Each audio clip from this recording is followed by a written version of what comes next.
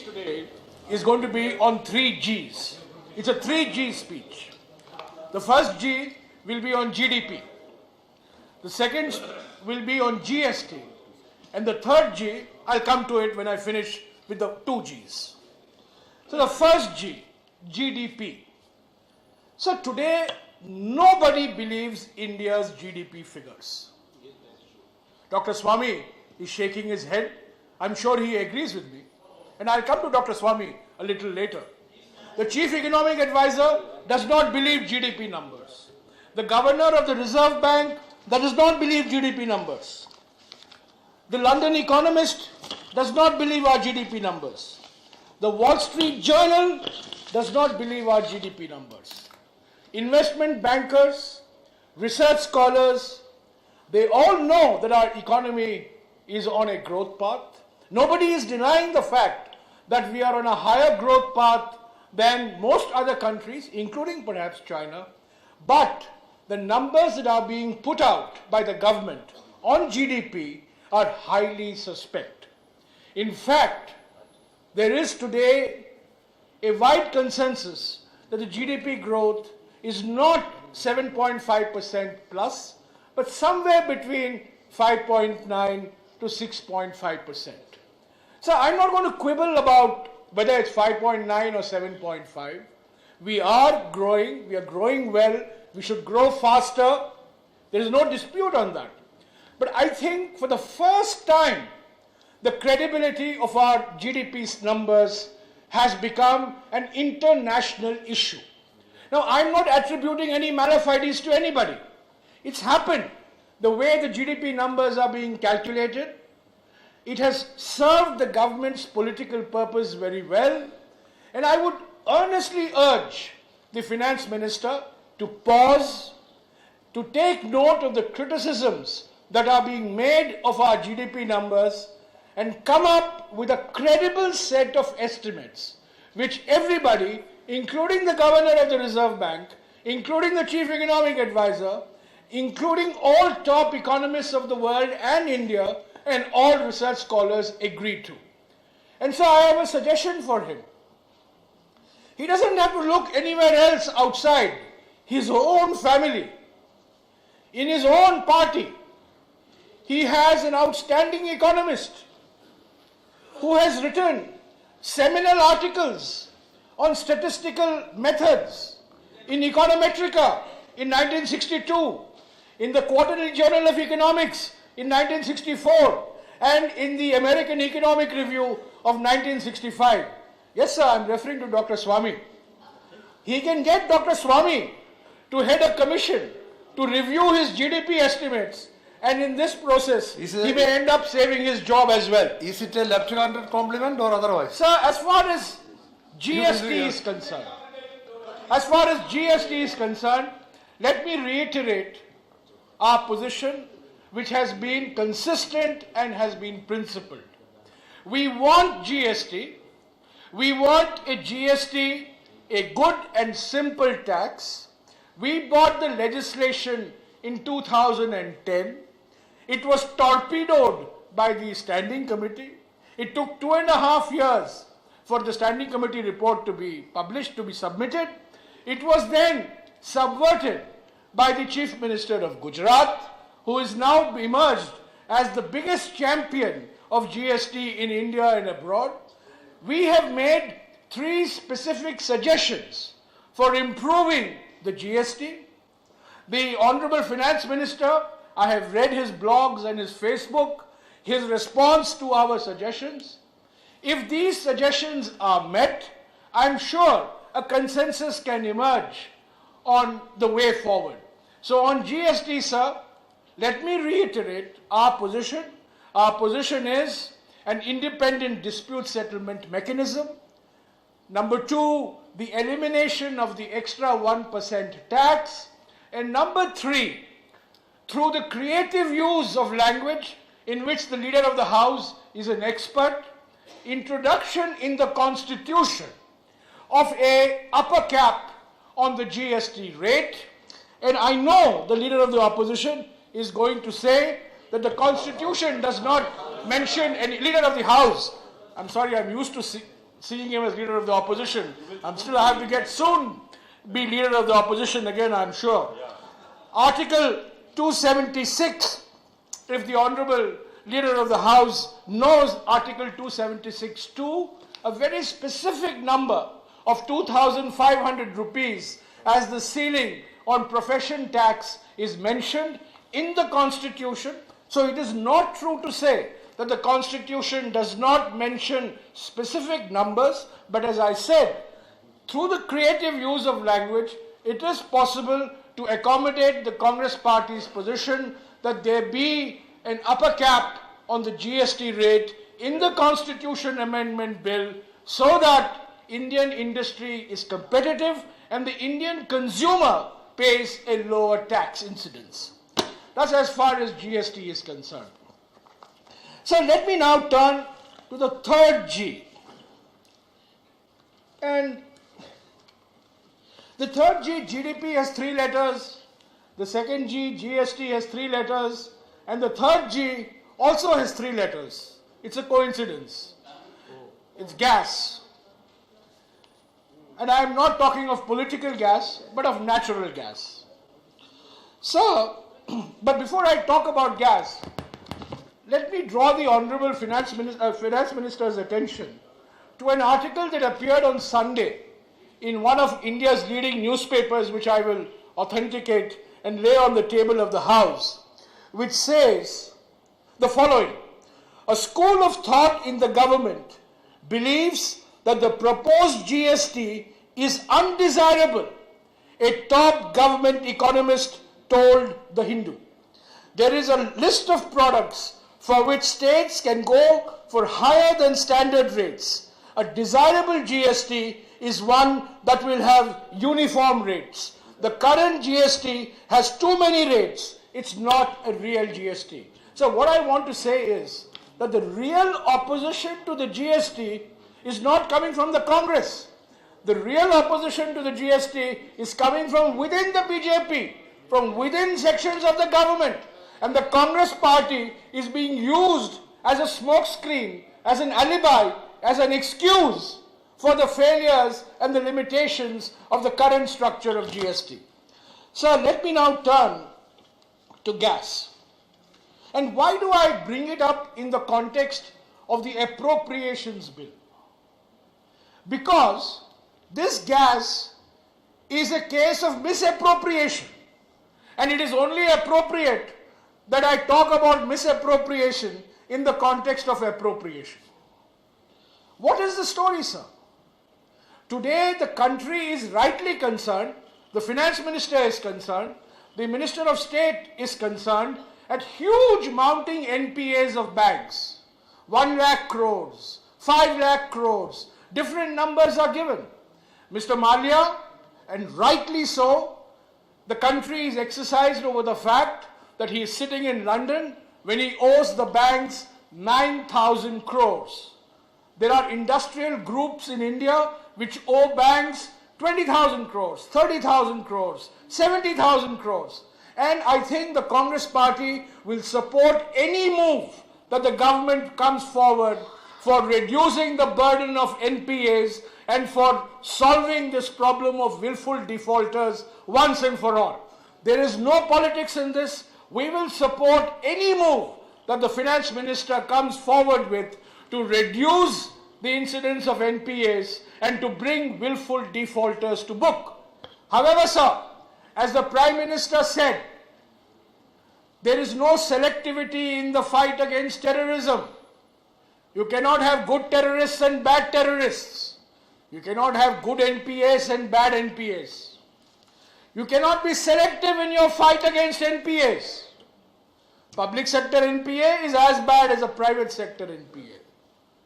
If there is a private sector industrialist who has taken 9,000 crores from banks and has not paid it back and is not in a position to pay it back, go after that industrialist and we will support you.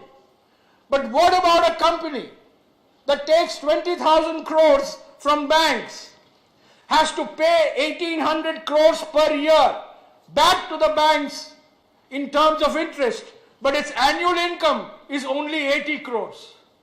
Is this a solvent company? Isn't this a company a fit case for being declared a non-performing asset? Sir, in 2005, the Chief Minister of Gujarat went to Mehsana and addressed the women of Mehsana. Unfortunately, Mr. Naqvi is not here. He is very fond of using the phrase, दूध का दूध, पानी का पानी हो जाएगा. पर 2005 में तब के मुख्यमंत्री ने मेहसाना में कहा था महिलाओं को, महिलाओं, आप जब नल खोलोगे पानी नहीं निकलेगा, तेल निकलेगा. तेल का तेल, पानी का पानी हो जाएगा. उन्होंने नहीं कहा था, वो मेरे शब्द हैं, नकवी जी से प्रेरणा लेते कर. In 2005, the Chief Minister of Gujarat announces India's largest gas discovery, 20 trillion cubic feet. ये ट्रिलियन क्या होता है? 1 lakh is 5 zeros, 1 crore is 7 zeros, 1 trillion is 12 zeros. 20 trillion cubic feet of gas in offshore Krishna Godavari basin. Offshore basin means government of India, not government of any individual state. It's a national resource. The contract for exploration was given by the government of India. From 2005 to 2009, what happens? The reserves in the KG basin, rightly called the Deen Dayal Upadhyay block, is reduced by GSPC from 20 trillion cubic feet to 1 trillion cubic feet. These are not my inventions. These are not my numbers.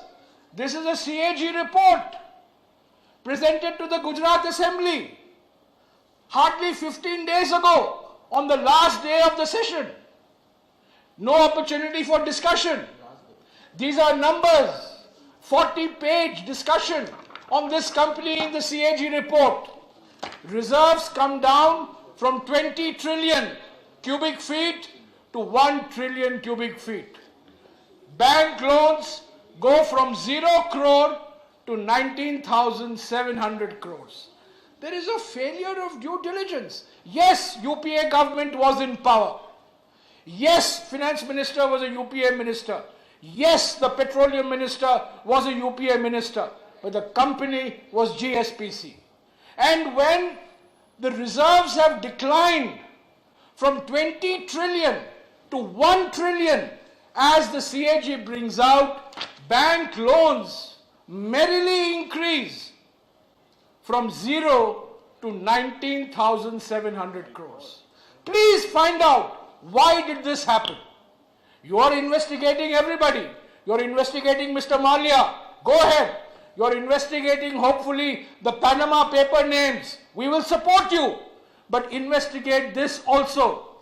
How did 19,700 crores? Mr. Pradhan, you will have your chance. You will have your chance. I am not yielding. I am not yielding. You will have your chance. You will have your chance.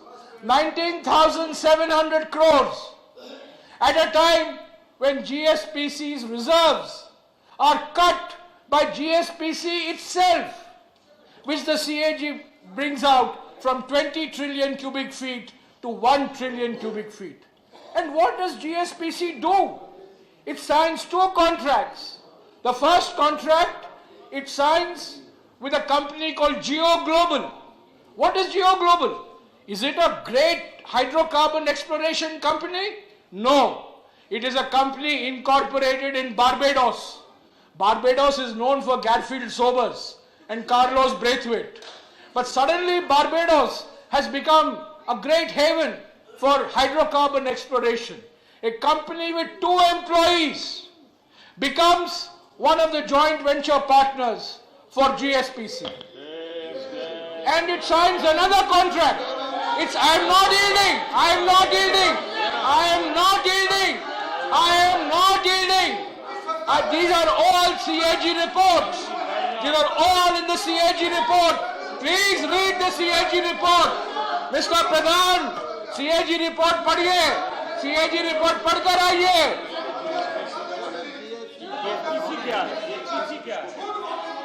Sir, let me finish. Let me finish. Sir, let me finish. I'll give you time. I'll give you time. Sir, let me finish. I will give you time. Sir, let me finish the case. Yes. Let me finish. Yeah. I'm still on the misappropriation part of the appropriations bill. Let me finish. Not only is there Geo Global from Barbados, but there is another company called Tough Drilling. We know drilling is very tough, but this company is appropriately called Tough Drilling. And what does this Tough Drilling do? For a company that makes banyan and underwear and shirts, it is very tough to drill for oil and gas. That is why it's called Tough Drilling.